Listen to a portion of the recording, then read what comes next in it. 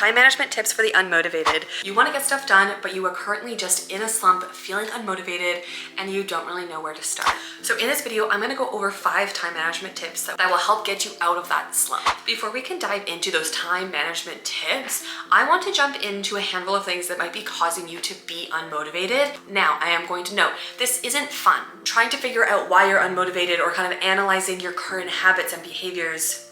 I have 7 reasons that might be causing you to feel unmotivated.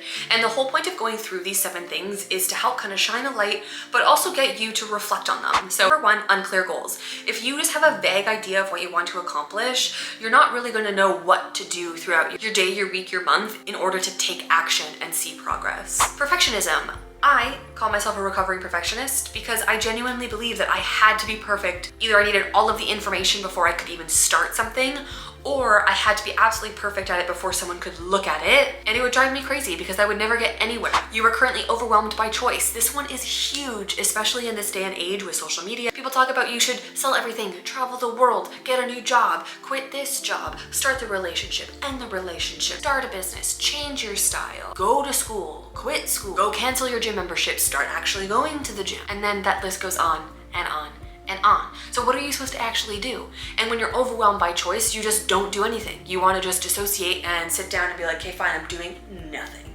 which is part of the problem. Next is negative self-talk, and this comes from your beliefs around what productivity is, what motivation is, and what rest means to you.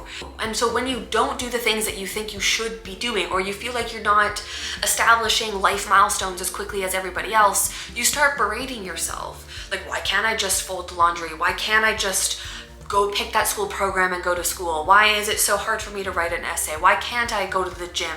And you just get so bogged down on the fact that you're not doing enough. But rest is enough.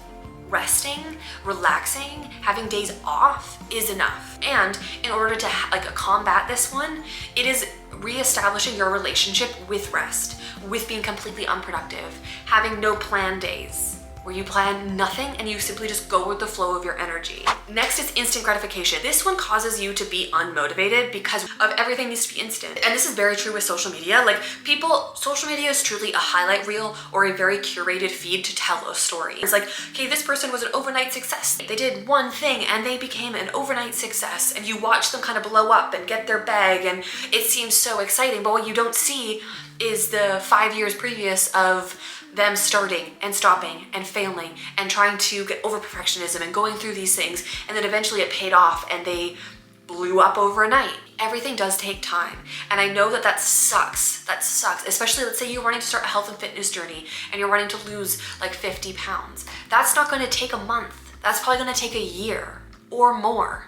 Combat this one in order to feel more motivated is to start diving into delayed gratification, because if you are willing to sacrifice some current comforts right now in order to get that delayed gratification of hitting your goal, completing that goal, or reaching that goal, you are going to feel so good when you hit that goal. Like, what's holding us back and what makes us unmotivated is that we have to sacrifice some comfort in order to get to some of those goals. And that's a deterrent. Our brains and bodies want us to be comfortable, and that can be detrimental to your motivation, to your goals, wanting to achieve things. And so looking into delayed gratification and how you can slowly start implementing that into your day-to-day. So the next reason you might be unmotivated is of external expectations from other people that are kind of forcing you down a path, or to do something that, one, you're kind of doing it for them because that's what you've always done, but you're realizing that you don't really love it, and you also don't really know how to get out of it. And then the last reason you're unmotivated, and I will note, I am not a doctor, I'm not a therapist, I am just a human being, is mental health issues like anxiety, depression, burnout. All of these things can be contributing to why you just can't do things. And if that is the case, be gentle with yourself, okay? Truly take your time, be gentle, lead with kindness, and slowly start taking some of these tips if you can. So if any of those things sparked anything in you, got a reaction out of you, or you kind of want to dive into it more, I do suggest journaling out why you feel unmotivated, what emotions are coming up. Are you talking to yourself negatively? Do you want everything to happen overnight? Are your goals super vague and you don't really know what to do? Try this daily habit reset where you go into, okay, what you currently have been doing, the new things you want to do, and how you're going to do it. It's free, link down below. So the 5 simple time management tips that you could start doing take less than 5 minutes in order to manage your time and just feel just the teeniest bit more motivated. So number 1 is use the 2-minute rule. A task or a thing throughout your day takes less than 2 minutes. Do it now. Because what happens is when all of these small itty bitty tasks add up, it accumulates into a much larger list of things that you have to do that gets so overwhelming. And when you get overwhelmed, you just push it to the side and you keep pushing it to the side because it's getting so big you don't even know where to start. Now you're probably like, but Marissa, if I was motivated, I would just do the task, but I'm unmotivated right now, I can't do it. Correct. The 2-minute rule is like a muscle that you have to work out in order to gain strength. For the 2-minute rule, it's catching yourself when there is something that is super simple. Maybe it's just running to a text, sending an email, unloading the utensils in your dishwasher. If it is something so simple and you catch yourself being like, I'll do it later, you working that part of your brain that's like, wait, 2-minute rule, start saying that in your head, 2-minute rule, can I do this in 2 minutes?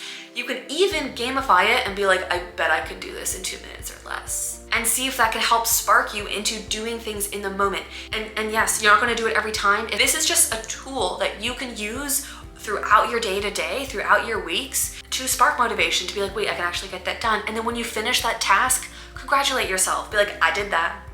I did that task. Pat yourself on the back for it, because praising yourself even over the smallest things can just cheer you up and make you feel good so that you keep kind of doing those things. So number 2 are micro habits, and micro habits are a great way to take some of those big goals that are super overwhelming, or the things that are, there's too many choices and you don't really know what to do. Micro habits are the smallest, tiniest, itty bitty bittest thing that you can do in order to progress just that little bit towards a goal. And by breaking your goals down into something super small and manageable, like just one tiny thing that you would do in your day-to-day, it will slowly build up your confidence in like, okay, wait, I could do that. And so one of my goals is a step goal. And currently my step goal right now is 5,000 steps. And to some people that might seem like so little, but it's all I can manage because I work from home. I sit at my desk for 8 hours. I write, I sit to edit YouTube videos, I crochet. Everything that I do in my life is not very active. So I have to be super intentional about my fitness goals. So doing a step goal that is super small, I'll win because I know that I can hit it. And then when I do hit it, it's like, wow, I did that. And a lot of the time, once I get going, once I get walking or I get into the habit, I do get more steps than my goal. And it just makes you feel good. Make things as small as possible. Do that for a week, 2 weeks, a month, and then increase them slowly by slowly. And then you will see your progress. It's going to take time. Delay your gratification. So number 3 is body doubling. So body doubling is kind of a productivity strategy where you have another person with you and you kind of both do stuff in order to get stuff done. Because when you have a partner or somebody in the room with you, it can really just help you focus on what you're doing. It can kind of help you stay engaged, motivated, and if like they're doing something, you're also gonna feel obligated to do something. So it kind of just like tricks you into doing the task that you want to accomplish, and then also having community and having somebody there. Now, if you currently don't want people in your space, or you don't have like a friend or family member that you really want to call and have them over, 100% okay. You can body double. There are softwares online that kind of connect you like virtually with somebody. There are YouTube channels that you can do where there's another person just on the screen, or even some of those like cleaning vlogs, day in the life vlogs, like you can have somebody on there as if they're talking to you while you're in your house, because it kind of feels like they're there, right? So number 4 is to create a done list. Stop planning, stop making to-do lists. That's not going to help you if you are currently super unmotivated. What you're going to do instead is focus on what you've accomplished. So making a done list at the end of your night, or even in the morning, think about what you did the day before, write down everything you accomplished, no matter how small. I got out of bed today. I brushed my teeth. I went to work, texted that friend back. I posted on Instagram for the first time in months. I journaled. I hit 1,000 steps. Just focus on and write that whole list down, absolutely everything that you accomplished. And this is another skill, because you might look at your day and be like, I didn't do anything. But drinking water, adding a vegetable to a meal, eating a meal, any of those small itty bitty things that you did throughout your day, congratulate yourself. Write down on a done list, because then you could look back and be like, whoa, I did 10 things today. That's a lot of things. Celebrate that. And then number 5, your last time management tip is theme your days. So if the idea of trying to do every single thing on the same day kind of overwhelms you and just makes you not want to do anything, theming your days can help, because you can do, Mondays can be a creative day where you just do any creative projects. Tuesdays can be assignments and school days. Wednesdays can be chore days. Thursdays can be self-care hygiene days. And you can obviously switch this up depending on your schedules and all of that stuff. And then also, this isn't 100% perfect, because there are some things that you will have to do on each days, but for the most part, you can remove certain things that overwhelm you and be like, Kate, that's Thursday's problem. Don't need to think about that right now. And just allow yourself to compartmentalize and section off the hobbies, the habits, the things that you want to accomplish in different categories throughout your week, so that you can just focus on what's in front of you. Now, being unmotivated can be for a variety of reasons. And like I said, I'm not a doctor, I'm not a therapist, I am merely just a person. I am somebody who has waves of motivation, where for weeks I will be on just so good, everything will get done, I'll feel so accomplished and productive and happy and great, and then boom, you crash and you're like, hey, I'm in a slump for a couple months. And that unfortunately is life, doing these ups and downs, but we can build the tools in order to make sure that these slumps don't last as long. Obviously, there's going to be seasons of unmotivation and rest, and those are okay. You are allowed to do nothing. You don't have to be go, go, go, go, go all the time. These tips have helped me get out of slumps in order to accomplish a variety of goals over the last few years, including my fitness goals, finance goals, career goals, friendship goals even. I have been able to slowly build up different areas of my life that have felt so good, even though there are a variety of seasons of not being motivated. So that is everything that I have for you in this video. If you enjoyed it, please hit like and hit subscribe so you don't miss any of my videos. And you can check out this video here, 20 daily habits to help improve your life, if you want to spark just some other things that you could do throughout your day to start feeling more accomplished and maybe a bit more motivated. And I will see you in the next one. Bye!